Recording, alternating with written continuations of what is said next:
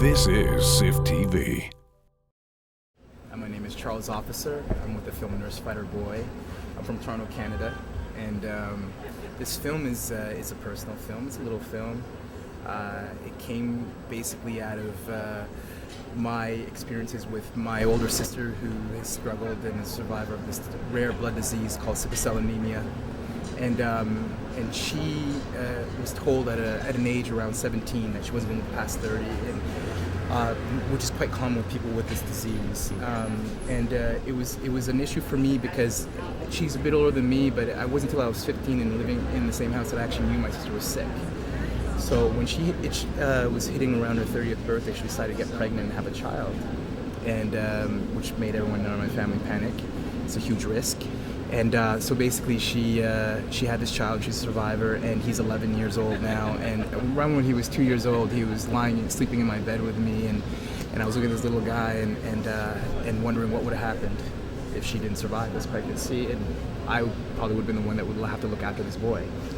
And so I was driving back from Burning Man with my producer Ingrid Veninger, and I made some short films, and she was just like, "What do you want to make? What's your feature idea?" And I told her about 5, and Nurse.Fighter.Boy was one of them, and it was probably the most vaguest description pitch that I gave out of all of them. And she was like, "I want to make that one," and it was really about archetypes, a warrior, a nurturer, and a child, and how we as an individual, as people, we need to carry all 3 of these things to be a complete person.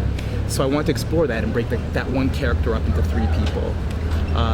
A nurse who has to be cared for, a fighter who's trying to find the nurture in him, a boy who's trying to find the fighter in him, So that's really how it all came together. There were painterly people that I just started to get down and write about it, and 4 years later, here I am.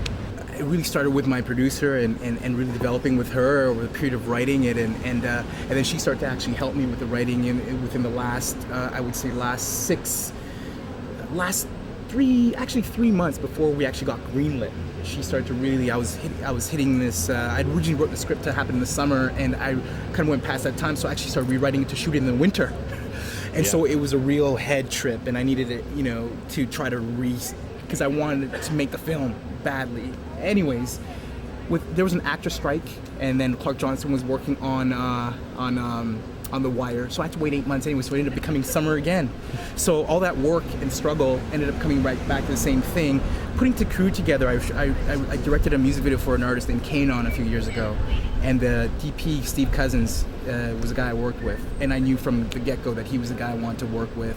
And when I had the producer, I had this DP, and I knew exactly that from there I was in a good place, to go forward and make this thing.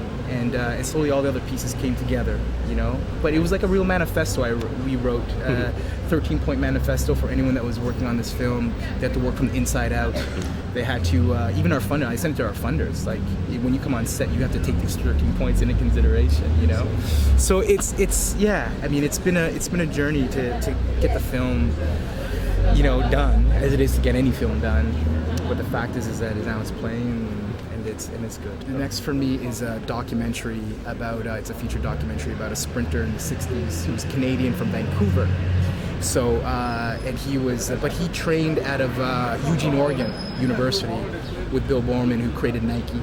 So in Prefontaine, all these great people created track in America, the whole real movement. And so this is a Canadian sprinter in the 60s. When he was 19 years old, he was the fastest man on the planet, and he competed in the 1960 Olympics and failed. So it's really his story of him dealing with how the media treated him through his failures and through his successes, and it's really, really an incredible story. So it's before Ben Johnson, before Donovan Bailey, before within Canada, just to know that this guy went through what he went through, it's pretty amazing, pretty amazing. The ability to communicate on all the levels that our senses can perceive something in one place. I think it's vision, it's sound, you get chills in your body. It's tactile. Cinema to me is the medium of storytelling that I think surpasses and can cross cultures and language and barrier. We can't forget that it's a visual medium. It is you watch a film. So with that said, I think I should be able to watch a film from wherever it comes from, language, not whatever, and still be able to understand and follow what's going on. I think because it's visual, I think if you're approaching it in a way that you're really using the visual medium to its maximum, then at times I think dialogue is less important. I think that it's about behavior. It depends on the kind of films you want to make, but I think that in our world of understanding cultures and understanding what people's experiences are, from the most minute scenario of dealing with a rare blood disease to world sort of destruction to what I mean, the way that we as human beings deal with one another. I think that cinema is the ultimate sort of medium to do that in. So I think it's very important. I think it's a medium that should be respected a little bit more in terms of how we approach making things. Some of us don't have the luxury to go off and make things just because we want to.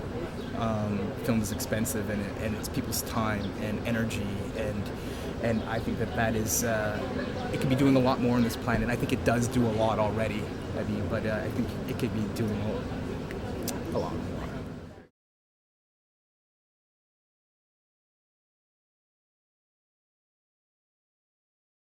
Thanks for watching SIFF TV, your resource for all things SIFF.